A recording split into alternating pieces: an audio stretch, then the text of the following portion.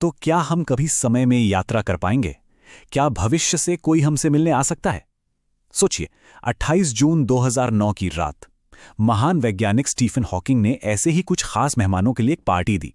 ये एक ऐसा न्योता था जिसे समय की सीमाओं के पार भेजा गया था। एक तरह का टेस्ट, ये देखने के लिए कि क्या भविष्य हमारी आवाज सुन भी रहा है या नहीं। चलिए पता लगाते हैं कि इस बुलावे का कोई जवाब आया भी या नहीं। तो हाँ, यही वो सबसे बड़ा सवाल है ना, कि टाइम ट्रैवल क्या सिर्फ कहानियों और फिल्मों की चीज है या इसके पीछे सच में कोई साइंस है?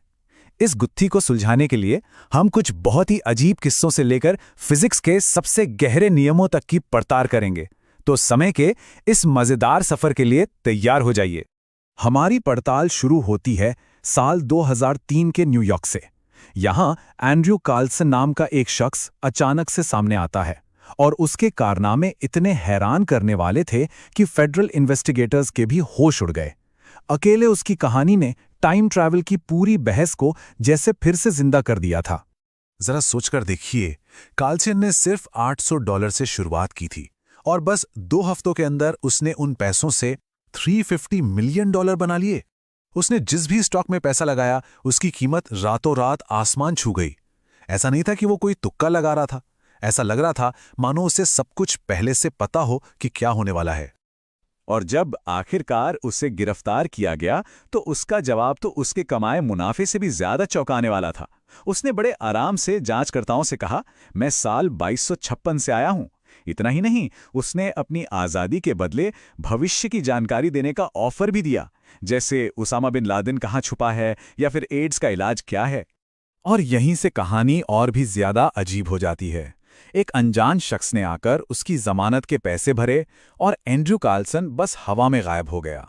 FBI उसे फिर कभी ढूंढ ही नहीं पाई। तो क्या वो सच में एक टाइम ट्रैवलर था? ये सवाल आज भी अपनी जगह कायम है। लेकिन ये समझने के लिए कि क्या ऐसा कुछ मुमकिन भी है, हमें इस रहस्य को छोड़कर अब फिजिक्स की दुनिया में कदम रखना होगा।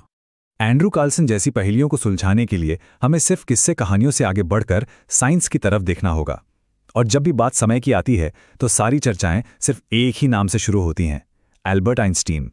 टाइम ट्रैवल की चाबी उन्हीं की थ्योरीज में छिपी है। देखिए, आइंस्टाइन ने हमें बताया कि हम सिर्फ 3 डायमेंशन वाले यूनिवर्स में नहीं रहते, एक चौथा डायमेंशन भी है और वो है समय। ये चारों मिलकर यानी लंबाई, चौड़ाई, ऊंचाई और समय हकीकत का एक ताना बाना बुनते हैं, जिसे उन्होंने नाम दिया स्पेस टाइम। अब इसे किसी खाली जगह की तरह मत सोचिए, बल्कि एक बहुत बड़ी लचीली चादर की तरह इमेजिन कीजिए। और किसी भी चादर की तरह इसे खींचा भी जा सकता है और मोड़ा भी। आइंस्टीन के हिसाब से 2 बहुत ही पावरफुल कॉस्मिक ताकतें हैं जो इस स्पेस टाइम की चादर को खींच और मोड़ सकती हैं, और ऐसा करके वो समय के बहाव को भी बदल सकती हैं। पहली है बहुत बहुत तेज स्पीड और दूसरी है जबरदस्त ग्रेविटी। पहले तरीके को कहते हैं टाइम डायलेशन। ये कॉन्सेप्ट थोड़ा दिमाग घुमाने वाला है, लेकिन इसका सिद्धांत बड़ा सिंपल है। आप स्पेस में जितनी तेजी से चलेंगे, समय में उतने ही धीरे चलेंगे। अगर कोई लाइट की स्पीड के करीब पहुंच जाए तो उसके लिए समय बाकी दुनिया के मुकाबले लगभग रुक ही जाएगा। और ये सिर्फ कोई थ्योरी नहीं है, इसे हम माप भी चुके हैं। एस्ट्रोनॉट स्कॉट कैली ने इंटरनेशनल स्पेस स्टेशन पर पूरा 1 साल गुजारा। जब वो वापस लौटे तो पता चला कि वो अपने जुड़वा भाई मार्क से, जो पृथ्वी पर ही थे, 1 सेकंड के कुछ हिस्से जितने छोटे हो गए थे।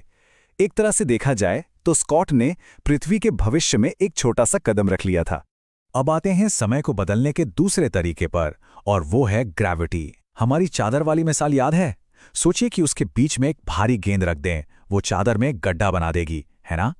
बस प्लैनेट्स और ब्लैक होल जैसी भारी चीजें स्पेस टाइम के साथ बिल्कुल यही करती हैं। वो इतना गहरा गड्ढा बना देती हैं कि खुद समय को भी उसमें से गुजरने के लिए धीमा होना पड़ता है। किसी ब्लैक होल के पास तो पृथ्वी के मुकाबले समय जैसे रिंग रिंग कर चलेगा। इन्हीं सिद्धांतों से आइडिया लेकर महान स्टीफन हॉकिंग ने एक बहुत ही सरल सा एक्सपेरिमेंट डिजाइन किया। एक ऐसा टेस्ट जो शायद हमेशा के लिए सवाल का जवाब दे सकता था, क्या कोई भविष्य से अतीत में आ सकता था? और उन्होंने ये कैसे किया? उन्होंने एक पार्टी रखी। हॉकिंग के एक्सपेरिमेंट की खूबसूरती उसकी सादगी में थी। उन्होंने 28 जून 2009 को पार्टी रखी। लेकिन मजे की बात यह थी कि उन्होंने इनविटेशन यानी न्योता पार्टी खत्म होने के बाद भेजा। इसका मतलब साफ था, पार्टी में शामिल होने का सिर्फ एक ही तरीका था। अगर किसी को भविष्य में वो न्योता मिले और फिर वो समय में पीछे की यात्रा करके वहां पहुंचे। तो नतीजा क्या निकला? खामोशी। पूरा हॉल खाली पड़ा रहा। शैंपेन की बोतलें कभी खुली ही नहीं। भविष्य से एक भी मेहमान नहीं आया। लेकिन हॉकिंग के लिए ये कोई नाकामी नहीं थी, बल्कि इसका ठीक उल्टा था। वो खाली कमरा कोई निराशा नहीं थी, वो खुद एक जवाब था। इस नतीजे ने उन्हें समय के सबसे बड़े रहस्यों में से एक को और गहराई से समझने में मदद की। उन्होंने अपने इस विचार को नाम दिया क्रोनोलॉजी प्रोटेक्शन कंजेक्चर। हाँ, नाम थोड़ा मुश्किल लग सकता है, पर इसका आइडिया बहुत सिंपल है। फिजिक्स के नियम खुद ही ऐसी साजिश करते हैं कि कोई अतीत में ना जा सके।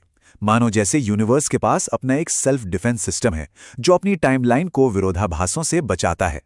लेकिन ये सुरक्षा काम कैसे करती है?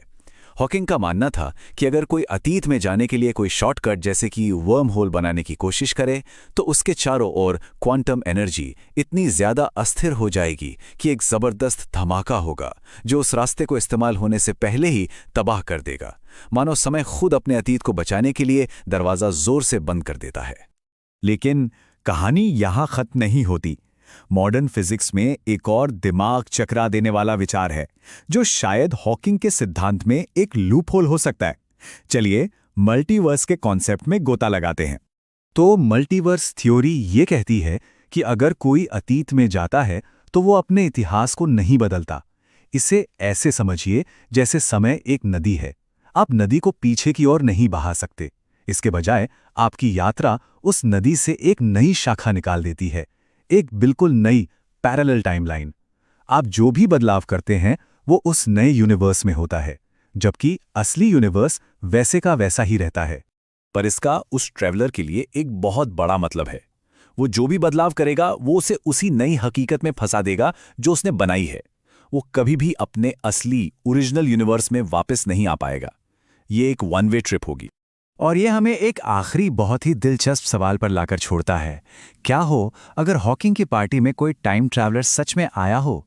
क्या हो अगर उसके आने के ठीक उसी पल एक नया यूनिवर्स बन गया हो? एक ऐसा यूनिवर्स जहां पार्टी जबरदस्त कामयाब रही और हम बस उस टाइमलाइन में छूट गए जहां कोई नहीं आया। ये एक ऐसा विचार है जो साइंस और कल्पना के बीच की लकीर को धुंधला कर देता है।